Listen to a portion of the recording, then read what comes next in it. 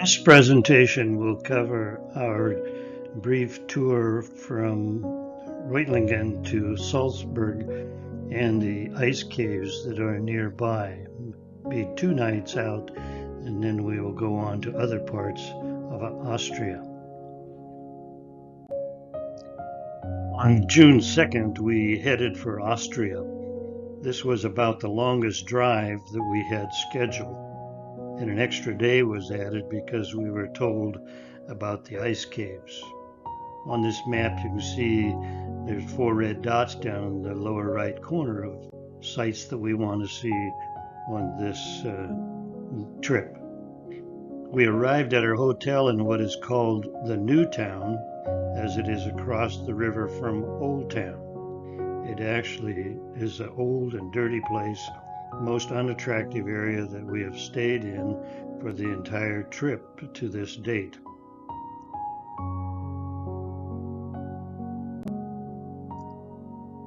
Our first plan was to do Rick Steves' Town Walk. The walk started at Mozartplaz of Old Town. This was about 1.1 miles from our hotel. To get there, we walked along the river and had a beautiful view of the castle on the hill. On the way there, we noticed 2 men sitting on a bench reading the Watchtower magazine. As we approached them, a 3rd man stood and approached us. He was one of Jehovah's Witnesses from the Salzburg English congregation. The Hohensalzburg fortress. This fortress was begun in 1077. The city was never taken by force. When Napoleon stopped by in the early 1880s, Salzburg surrendered. The surprise was to find that Old Town has old buildings that were 6 to 8 stories with narrow winding streets and many small courtyards. It has 38 Catholic churches, plus 2 Protestant churches and a synagogue. The city was established by Romans 2,000 years ago and became an important salt trading city. This is a satellite view of Old Town, Salzburg, and I've labeled there, those dots are sites that we want to see. They're all in a very compact area.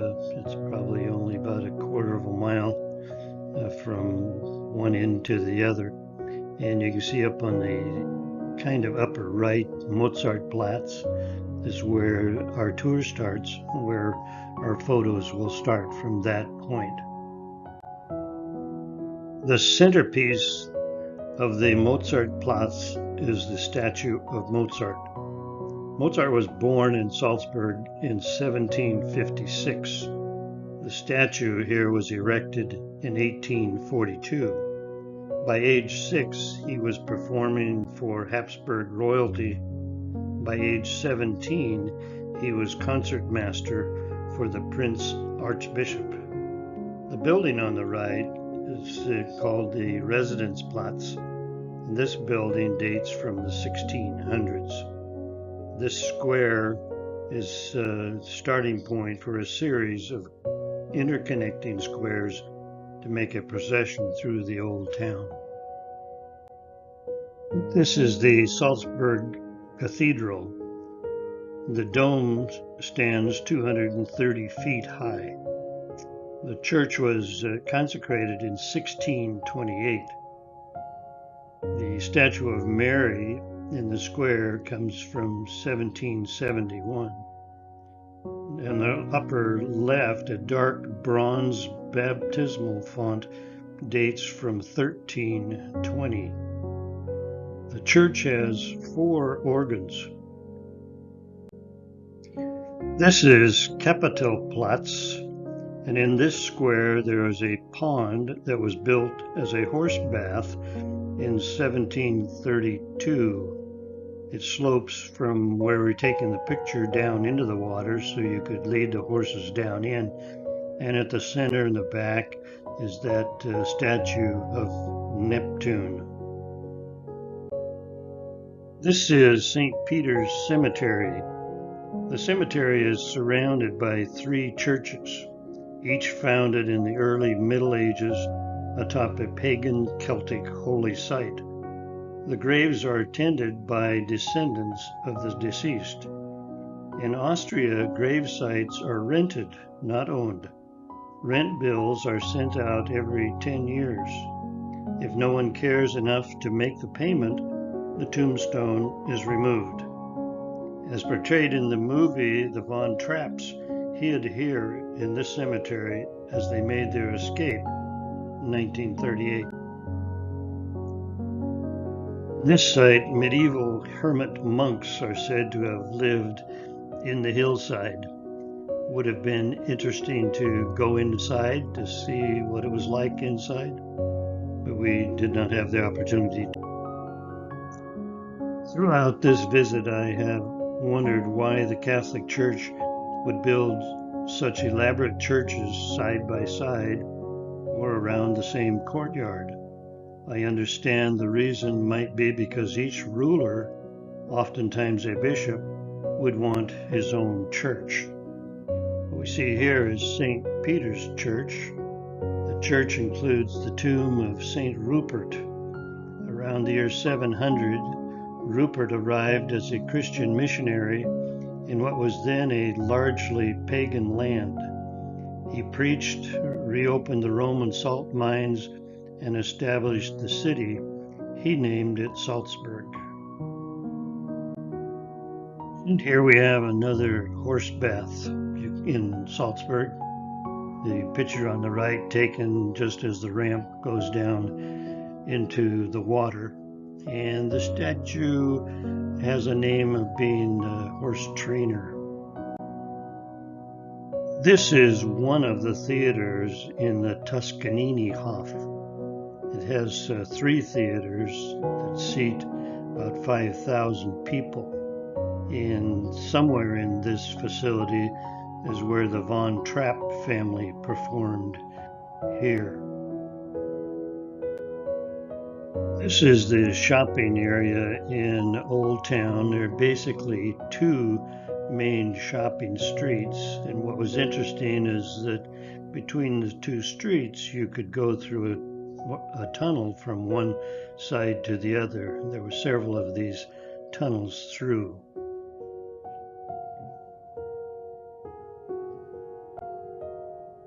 And here in Old Town you can see the building where Mozart was born. On June 3rd, we left Salzburg for the ice caves, and I won't try to pronounce the name of the ice cave. It's about 32 miles from Salzburg. It's the world's largest ice cave. It was discovered in 1879 and then forgotten until 1913. The total length of the cave system is more than 25 miles. The caverns near the entrance are lined with ice that reaches a thickness of 65 feet.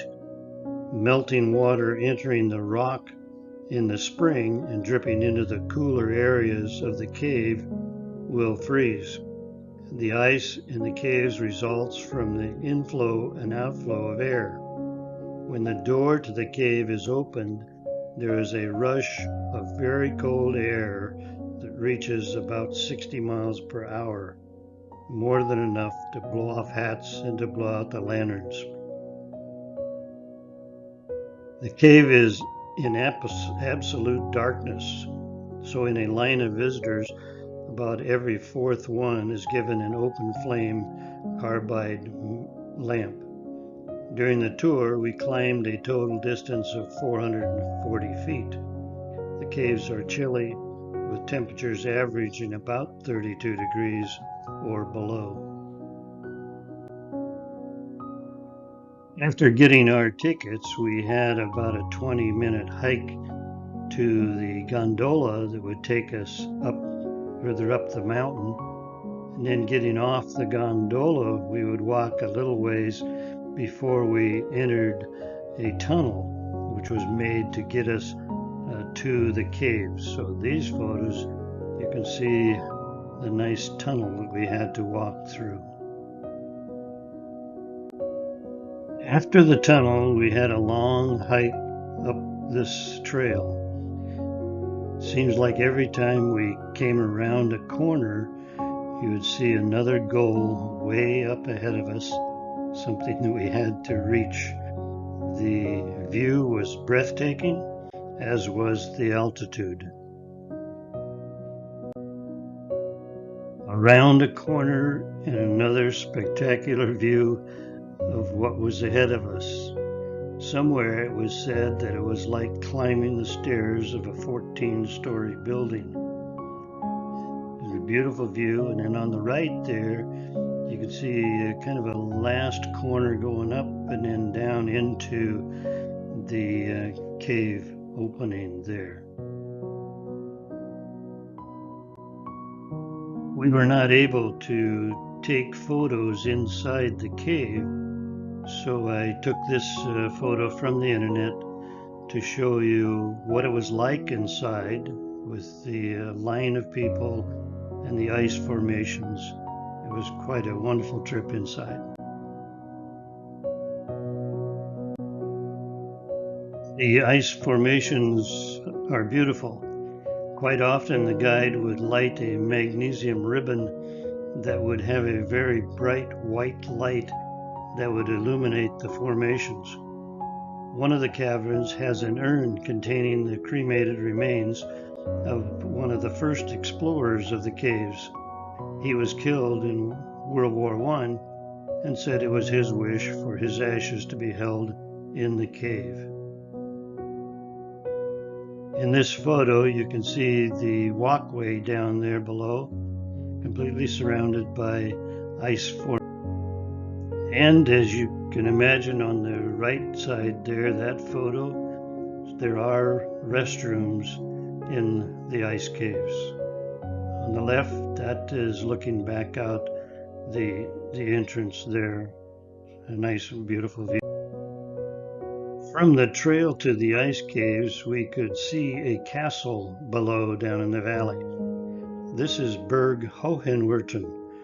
We decided to take a look at this castle when we got to the bottom, as we were not going to be able time to see the castle in Salzburg. In the large grass area seen in the photo, there was a bird of prey show.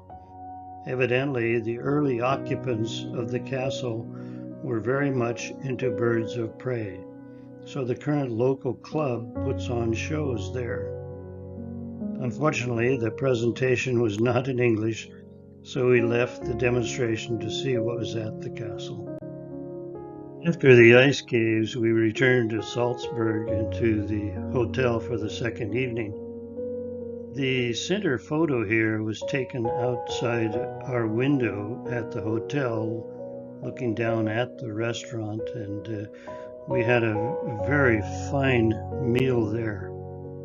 But what is to be remembered is that during the evening there was a large family group, basically older people, that were having a celebration of some kind down in that dining area. And well into the evening, they were all singing together probably what would be famous folk songs for the area, and it was a delightful concert for us. These photos were taken in a McDonald's in Austria. We found that McDonald's were very nice, clean places, and the best place where we could check our internet to find out if we had any messages from home.